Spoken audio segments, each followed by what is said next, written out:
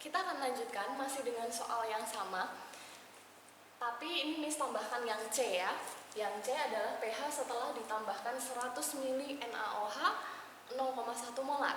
Kalau tadi penambahannya adalah asam kuat, sekarang basa kuat. Seperti itu.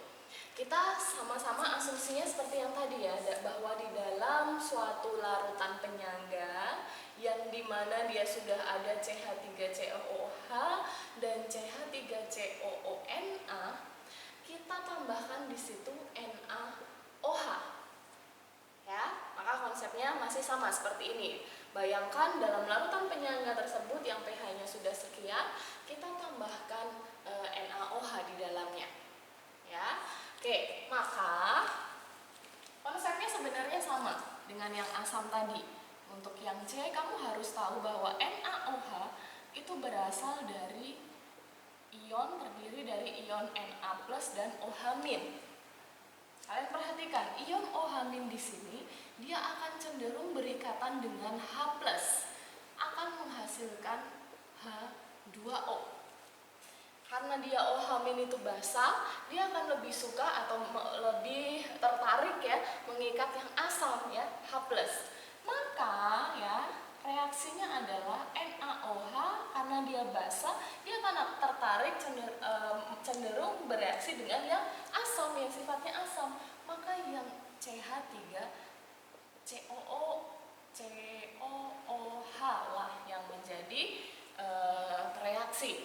Hasil reaksinya kita asumsikan CH3COONa. Ini meskipun plus di sini plus H2O-nya ya, hasil dari OH-nya. Oke. Maka sama, kita bentuk MRS-nya. Ya, mula-mula NaOH sebanyak 10 milimol.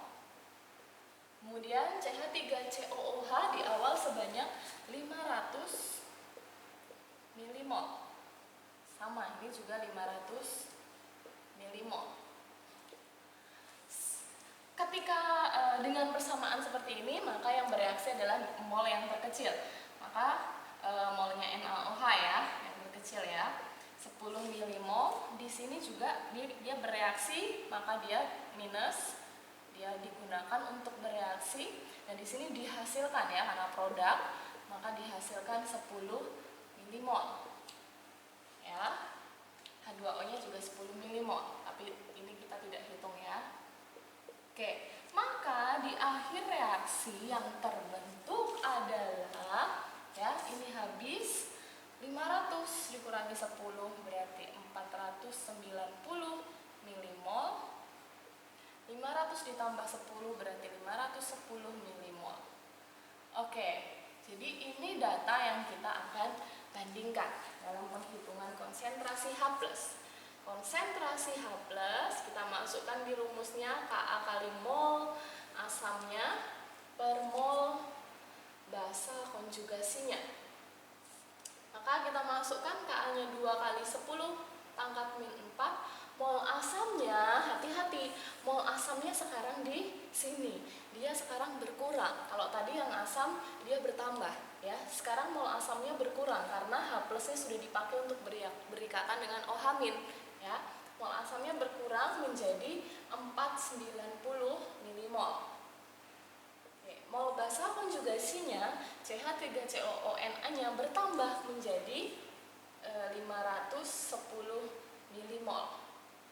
Maka ini dari penghitungan Miss sudah hitung hasilnya 1,92 kali 10 pangkat min 4 konsentrasi H+. Maka pH kita bisa masukkan min logaritma 1,92 kali 10 pangkat min 4. Dengan demikian pH-nya 4 min log 1,92. Inilah ya pH setelah dia ditambahkan NaOH sebanyak 100 ml 0,1 molar. 4 min log 1,92. Kalian perhatikan ketiga pH ini ya. pH awal, pH penambahan asam kuat, pH penambahan NaOH tidak ada yang mengalami perubahan secara signifikan. Ya, masih di sekitar angka ini. Ya. Atau atau kita bisa bilang tidak berubah sebenarnya, ya. Nah, inilah fungsi larutan penyangga. Ya, inilah fungsi larutan penyangga yang di awal kita sudah bahas, bahwa larutan penyangga nantinya dia akan mempertahankan nilai pH supaya ketika ditambahkan larutan sesuatu yang lain, nilai pH dari larutan tersebut tidak berkurang atau tidak bertambah gitu ya secara signifikan. Ini ada gunanya di dalam relevansinya atau kaitannya diterapkan di dalam tubuh kita. Ya, nanti kalian bisa baca tentang ini, dan ini sangat menarik sekali anak-anak, bahwa dalam tubuh kita pun Tuhan sudah desain supaya bagaimana pH di dalam tubuh kita itu dibuat stabil gitu ya, buffer gitu ya, supaya ketika ada gangguan pH tubuh kita bisa menyeimbangkan gitu ya. Oke. Terima kasih, pembahasan tentang larutan penyangga kita sudah selesai. Kita akan masuk ke dalam materi selanjutnya, dan kalian akan berlatih diri kalian dengan latihan-latihan soal. Kiranya kalian terus semangat dalam belajar. Tuhan memberkati.